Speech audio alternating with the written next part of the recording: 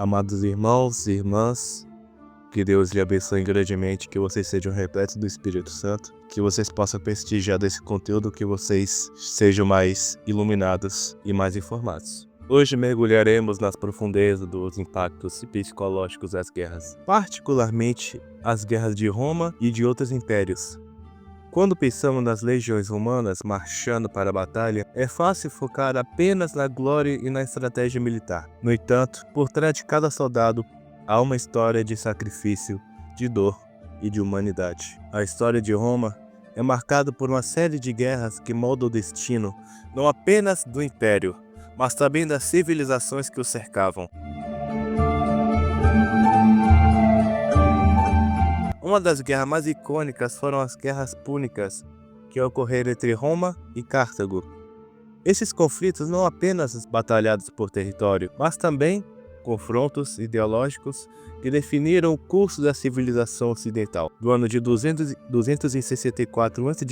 a 146 a.C., onde começou as causas da rivalidade entre Roma e Cartago pelo controle mediterrâneo. A Primeira Guerra Púnica foi uma longa luta naval e terrestre pelo domínio da Sicília, resultando na vitória romana e no estabelecimento de Roma como a potencial naval. A Segunda Guerra Púnica é famosa pela invasão audaciosa de Aníbal pela Península Ibérica, cruzando os Alpes com elefantes de guerra. Apesar das vitórias iniciais de Aníbal, Roma, sob liderança de generais como Cipião Africano, conseguiu inverter o curso a derrotar Cartago em Zama. A Terceira Guerra Púnica foi uma campanha brutal que culminou com a destruição total de Cartago em 146 a.C., simbolizando não apenas a vitória militar, mas também a aniquilação cultural e econômica de um inimigo. Roma, ao expandir seu território, mas também expandia seu controle ideológico, impondo sua cultura e leis sobre povos conquistados.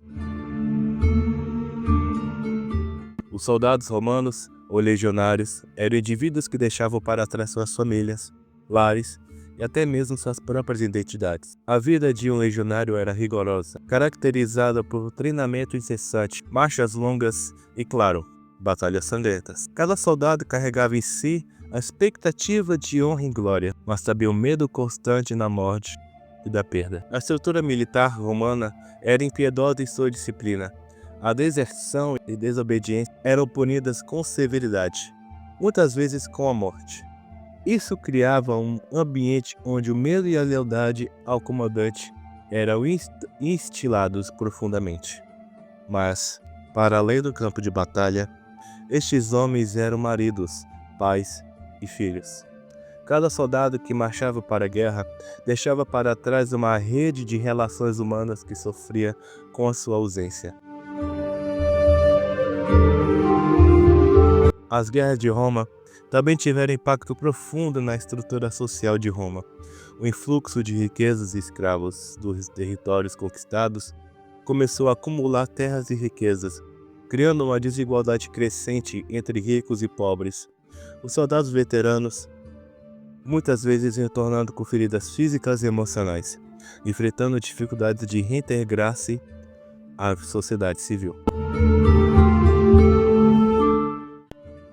A Roma não era apenas um império territorial, mas também um império ideológico. A Pax Romana, ou a paz romana, era mantida através da força militar, mas através da imposição de leis e culturas romanas.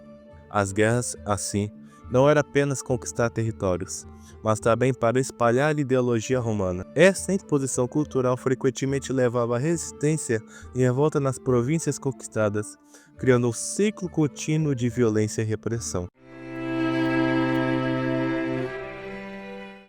Platão, em seus diálogos, nos faz refletir sobre a natureza do poder e da liderança. Em tempos de guerra, os soldados eram meros peões nas mãos de líderes ambiciosos. A submissão a esses superiores muitas vezes não era uma escolha, mas uma imposição.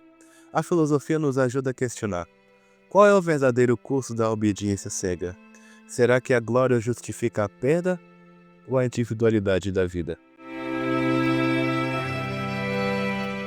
Do ponto de vista teológico, As guerras levantam questões profundas sobre o papel divino na vida humana. Como reconciliaremos a crença em Deus benevolente com as atrocidades da guerra? Santo Agostinho, por exemplo, lutou com essas questões, tentando justificar uma justificativa moral para uma guerra, em teoria, da guerra justa.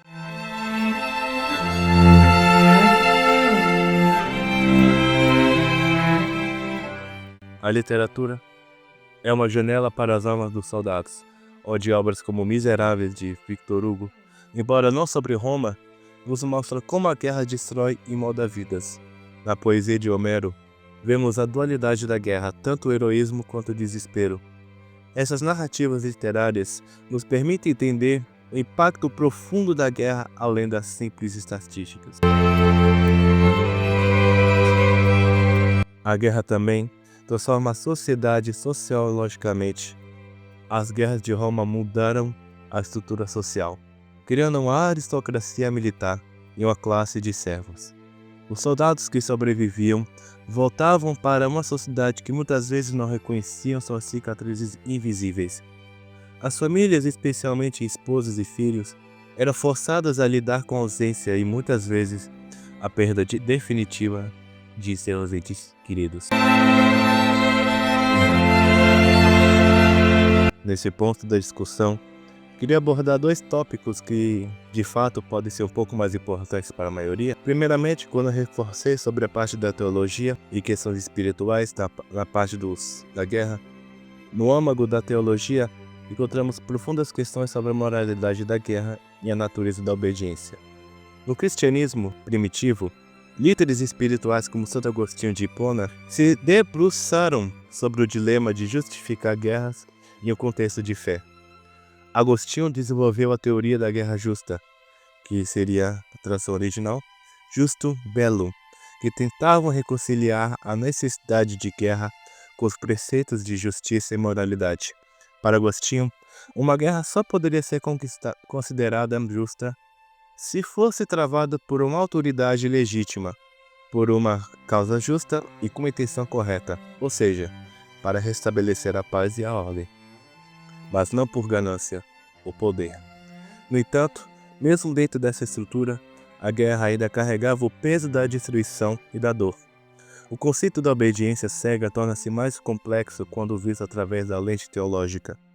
Em muitas tradições religiosas, a obediência é uma virtude exaltada.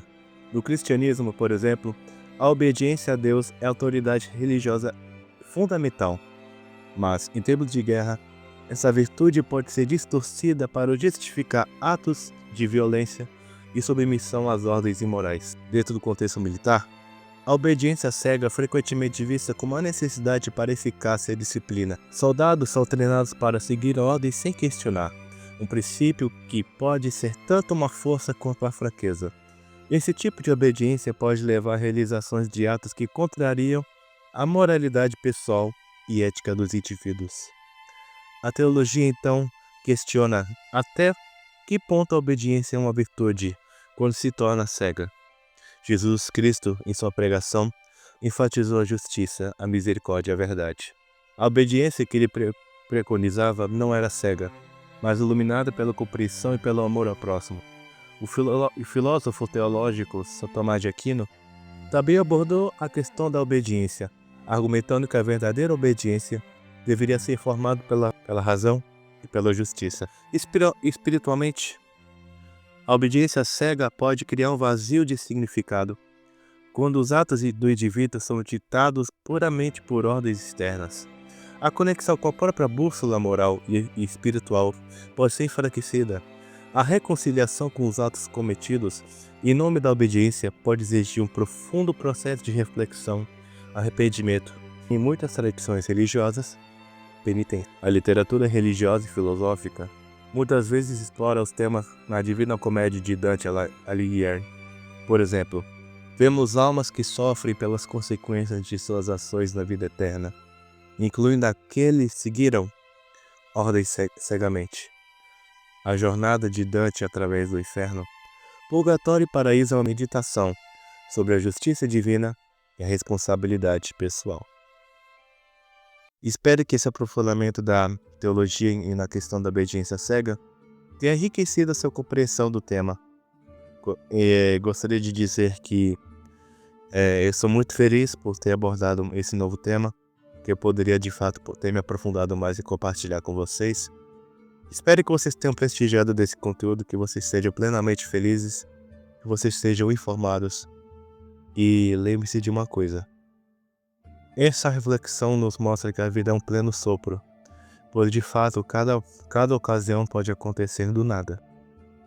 Isso de fato é verdade, até porque cada segundo é um mistério. Você nunca sabe se daqui a 10 minutos estará respirando ou não. Por isso que a cada momento é dito que viver a cada momento como se fosse o último da sua vida. Então é isso, muito obrigado para quem assistiu até aqui. Gostaria de dizer que eu me sinto feliz por você ter assistido até aqui. Espero que você esteja bem informado, que você tenha compreendido sobre essa reflexão.